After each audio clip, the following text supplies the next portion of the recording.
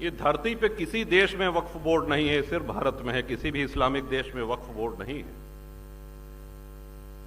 वक्फ board को 2013 में कांग्रेस ने जो शक्तियां दी, जरा उसका भी उल्लेख सुन लीजिए कि वक्फ बोर्ड का निर्णय वक्फ की ही अदालत करेगी। वहां पर जिले की कचहरी, उच्च न्यायालय, उच्चतम न्यायालय, इनका अधिकार, इनका सीमा क्षेत्र समाप्त हो जाता है।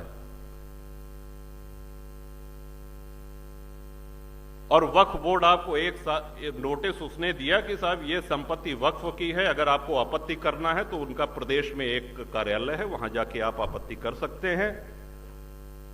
अगर 1 साल में आपने कोई जवाब नहीं दिया तो यह माना जाएगा कि आपको कोई दिक्कत नहीं, आपका घर, आपकी जमीन, आपका गांव वो वक्फ संपत्ति घोषित हो जाएगा। ये लिखा पढ़ी में है। और आज आप टीवी पे देख रहे होंगे कि इसके पक्ष में मतदान भी कराया जा रहा है। तमाम मौलाना लोग इसमें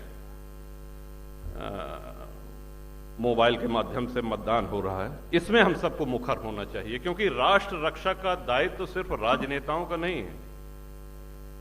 हम कुछ भी रखें, हम घर रखते हैं, अपने घर में हम सफाई करते हैं, उसकी रंगाई पुताई करते हैं, हम गौ पालन करते हैं तो उसको, गौ माता को भी चारा पानी देते हैं, यहां तक कि वाहन भी रखते हैं तो उसमें सर्विसिंग होती है, तेल पानी भराना पड़ता है, उसकी देखरेख करनी पड़ती है।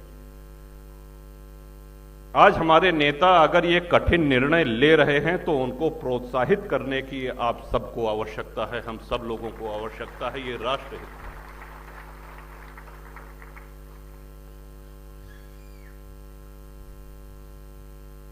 जातिवाद, आज हम जितने क्षत्रिय महानुभावों को, अपने पूर्वजों को जो स्मरण करते हैं, उन्होंने अपने लिए लड़ाइयां नहीं लड़ी, उन्होंने अपनी धन संपदा, अपना खजाना भरने के लिए लड़ाइयां नहीं लड़ी, उन्होंने देश की रक्षा के लिए, उन्होंने संस्कृति की रक्षा के लिए तलवार उठाई। उन्होंने ये भी ध्यान नहीं दिया कि हमारी सेना कितनी है और सामने से आक्रमणकारियों की सेना कितनी है। विश्व के किसी सभ्यता में, किसी इतिहास में माताओं का जौहर जैसा पराक्रमी उदाहरण दूसरा कहीं नहीं मिलेगा। आप कल्पना करिए क्या माहौल रहा होगा, एक साथ 16,000 रानियां, 16,000 माताएं अग्निकुंड में कूद करके। किसकी वजह से? अकबर द ग्रेट की वजह से।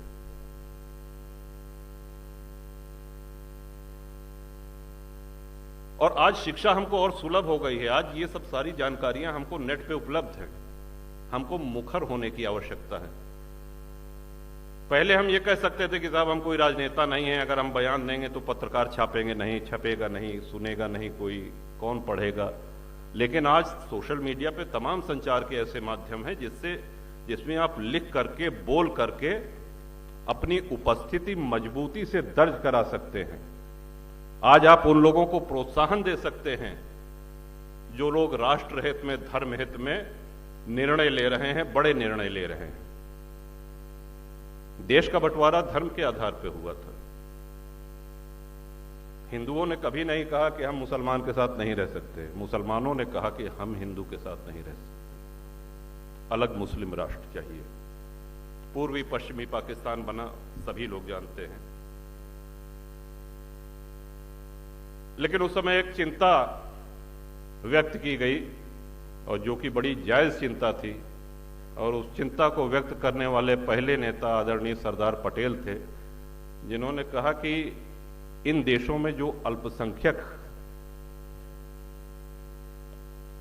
भारत के अल्पसंख्यकों के विषय में तो वो आश्वस्त थे, उनकी चिंता पाकिस्तान और बांग्लादेश में रह रहे अल्पसंख्यक हिंदुओं की थी।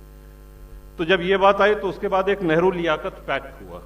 आप लोग नेट पे देखिएगा, नेहरू लियाकत पैक्ट हुआ। तो उसमें यह आश्वासन दिया गया नेहरू जी की तरफ से और लियाकत की तरफ से कि नहीं सर, इनको कोई दिक्कत नहीं होगी, मेजॉरिटी माइनॉरिटी दोनों एक समान अधिकार प्राप्त होंगे उनको, और दोनों फले फूलेंगे, किसी प्रकार का कोई खतरा नहीं होगा, उनको अपने ढंग से पूजा पाठ करने का अधिकार होगा, उनके में हमारा कोई हस्तक्षेप नहीं होगा। और परिणाम यह हुआ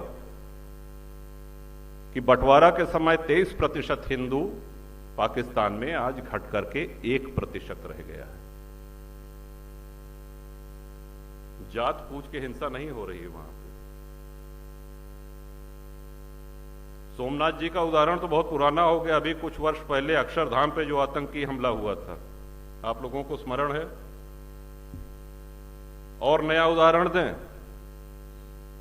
अभी 4 दिन पहले गणपति के पंडाल पे सूरत पे जो पत्थरबाजी हुई, हमने किसकी भावनाएं आहत की थी? हमने किसका अपमान किया था? हम अपने देव की आराधना कर रहे थे, इस बात पे पत्थरबाजी। वैष्णव देवी दर्शन करने भक्त जा रहे थे, जिस दिन आदरणीय मोदी जी तीसरी बार शपथ ले रहे थे प्रधानमंत्री की, तीर्थयात्रियों के बस पे आतंकियों ने अंधाधुंध गोलियां चलाई, कई श्रद्धालु मारे गए। उनको जात पूछ के नहीं मारा गया।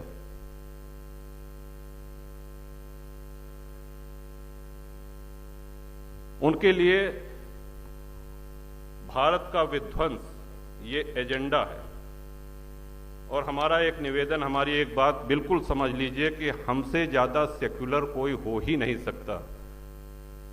सभी धर्मों का, सभी मान्यताओं का हिंदू ने सदैव सम्मान किया है, लेकिन जब हमारा अस्तित्व ही खतरे में आ जाए तो हम सबको उठ करके मुखर होना पड़ेगा।